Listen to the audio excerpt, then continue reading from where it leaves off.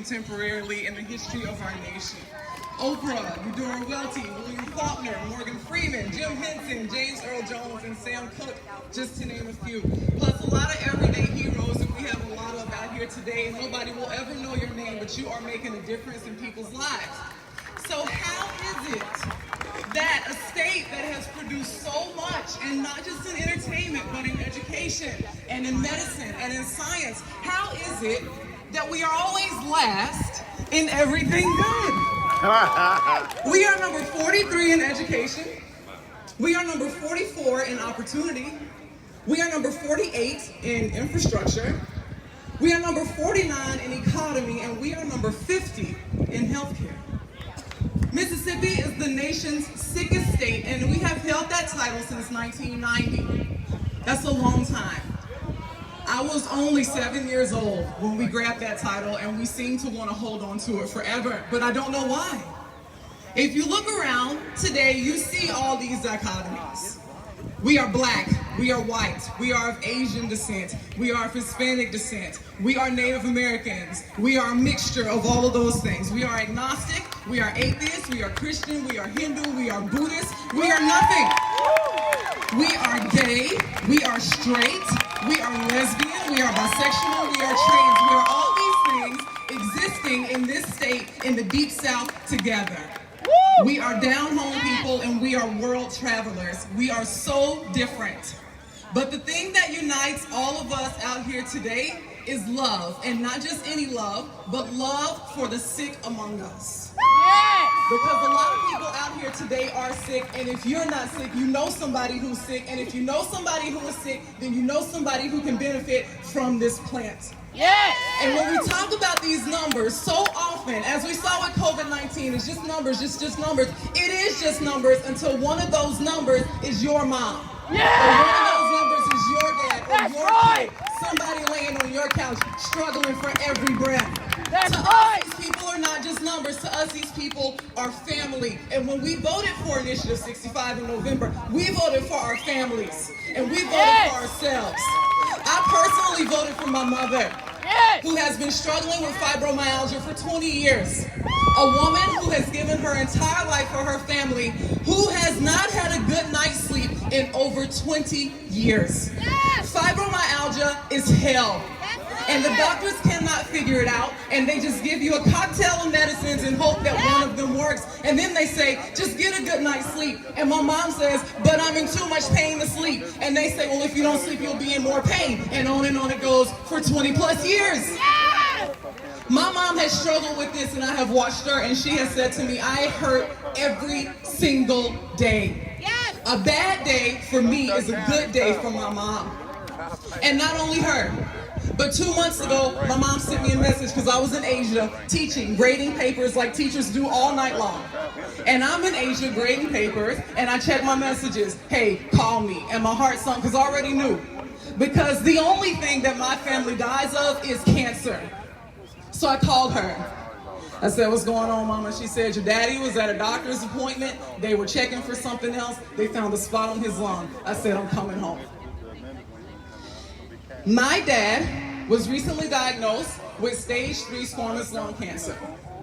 I am watching my hero, a mountain of a man, struggle every day to get from point A to point B. This man still holds records in sports in Picayune, Mississippi from the 60s and the 70s. This man is a superhero, and every day I'm watching him struggle for his dignity, and we could give it to him with a plant. That's right.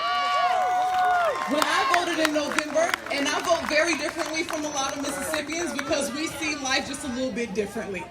But we all came together on this initiative to vote for it. I voted for my mom. I voted for my dad. We were thrilled. And not just us, but everybody out here who voted for somebody with epilepsy, fibromyalgia, ALS, cancer, anxiety, and a host of other illnesses that we could fight with a plant.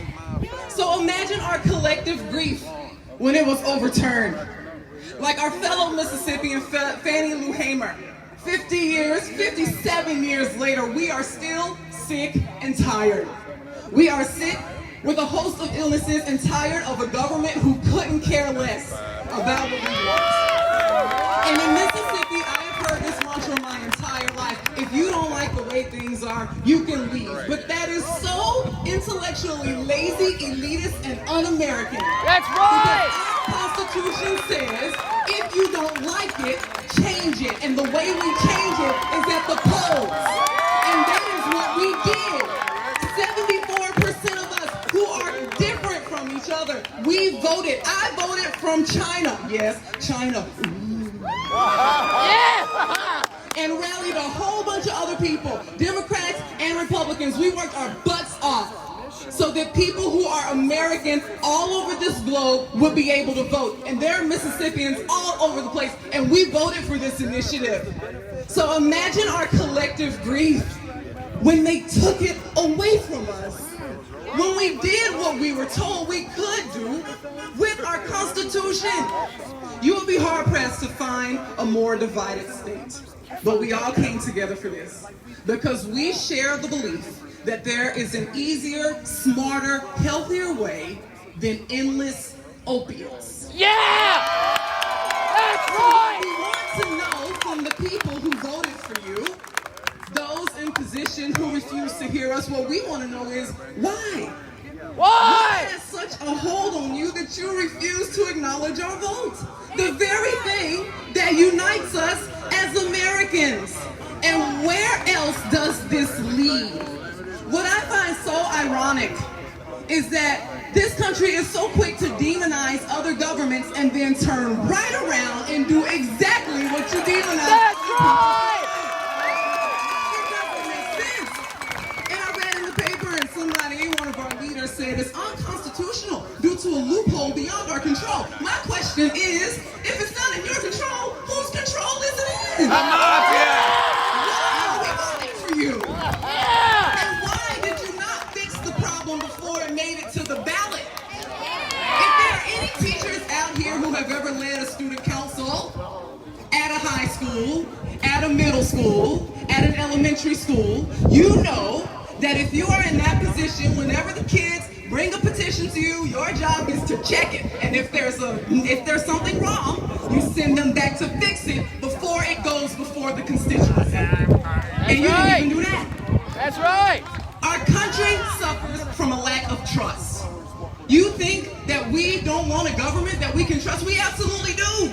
We want to be able to vote for people who can handle our business that we ask you to handle while we go work, while we take care of our kids, while we take care of our sick family members. But you keep giving us a reason to not trust you. And then when we push back, you say that we are to blame. So here's our request. You can either follow the Constitution that you swore to uphold, or stop using it for marketing. Quit lying to us. Quit saying that you're going to do one thing and then you turn right around and slap us in the face and do the opposite thing, because our families' lives are at stake. I asked earlier, how is a state with so much promise always last? How are we always last? Well, the real question is how much of that has to do with our leadership. And if there is no special session, I hope that once again the 74 and more than the 74 will come together next time it's time to vote and invite you to leave. Thank you.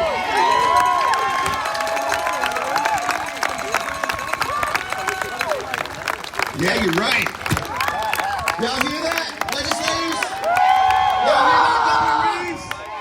We want a special session.